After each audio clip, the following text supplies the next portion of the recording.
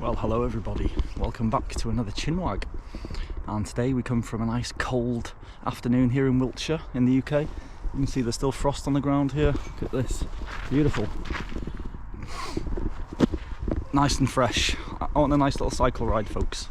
Anyways, as I was cycling along, a little travel memory came into my little brain, and I thought I'd share it with you guys. I thought it'd make a nice little chinwag before I head off back home. So on my second trip to Kenya I went to stay with the Maasai tribe up on a mountain called Mount Suswa, which is just outside of Nairobi in Kenya, Africa. Many memories from Africa, folks. You're going to find quite a few of these coming up, I reckon. Anyways, I'd arranged to stay with the Maasai tribe, and I was in Nairobi at the time, and I'd arranged with the guy I was liaising with. I won't say his name in the video, but yeah, I'd arranged with him to pick me up from a certain point on a road kind of in between Nairobi and the Maasai Mara, kind of along that road there.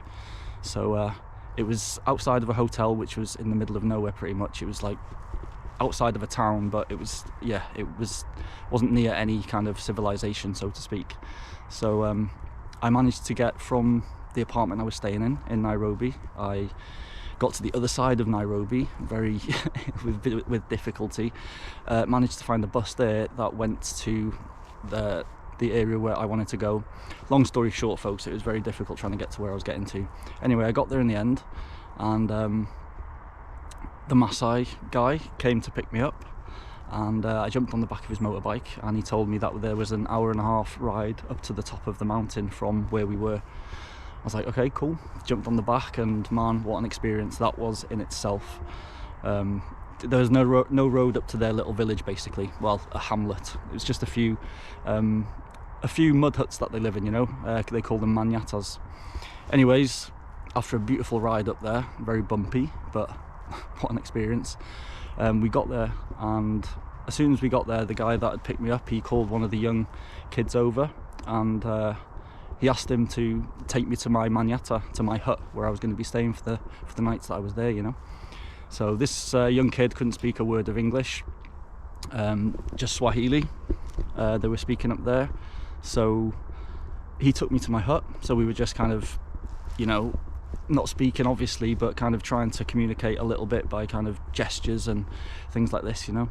And as I was unpacking my bag, one of my rucksacks, once we got into the hut, should I say, he showed me, you know, inside the hut it was literally just a bed, and that was it, you know. So I put my bags down, and I just started to unpack my bag. I wanted to get my camera out to take some photos, because the scenery was just unbelievable. I mean, that trip in itself was just out of this world, man. Anyway, I digress, as I do. So the young kid, I was unpacking my bag, and then I remembered just as I was leaving the hotel in Nairobi, I'd shoved a banana in my bag, just in case I got peckish along the way, you know, because you never know where you're going to find food along these little journeys.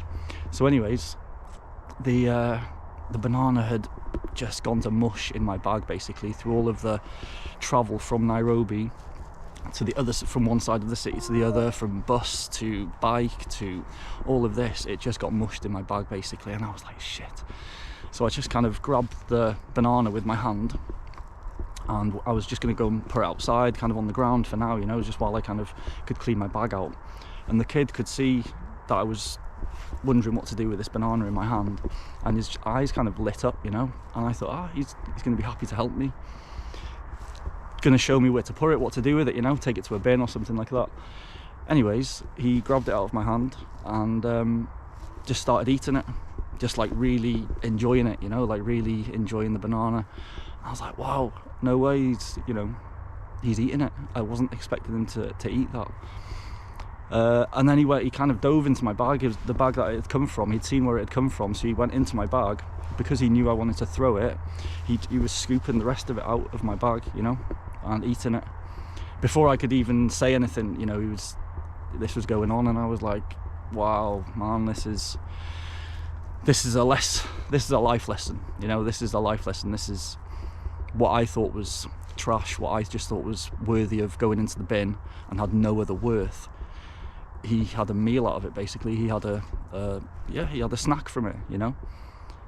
And I was speechless. I was really speechless. I mean, he looked at me as if you know, it was normal. It was normal to him, and I tried obviously not to look too shocked and too surprised, you know. I just kind of got on with things, but it was unbelievable, man, unbelievable, you know. And I'll show you him now. This is the guy that was outside of my manyatta, outside of the hut that I stayed in. He wanted me to take a photo of him. He kept on kind of doing this with his hand, because they don't have much technology up there, but they do have mobile phones and like a solar panel there where the huts can kind of get a bit of electricity from and that, you know. So I should do a vlog on that, actually. I should do a vlog on that Maasai. If you'd like to see that, leave the comments in the comments section, because yeah, I think that'd be quite worthy of a vlog, actually. But anyways, going back to the point, it just made me so grateful for it made me grateful for just the small things in life that we just take for granted, you know. Just what to me was trash, to him was like making his stomach better. He was just getting some nutrition in him, and I was like, wow, you know. Anyways, I just wanted to share that with you guys. I think of that story quite often, you know, and I just thought now's the time to share it with you. I'm going to keep watching the sun go down now. You can see it there. Until next time, take care of yourselves and have some fun, folks. Peace.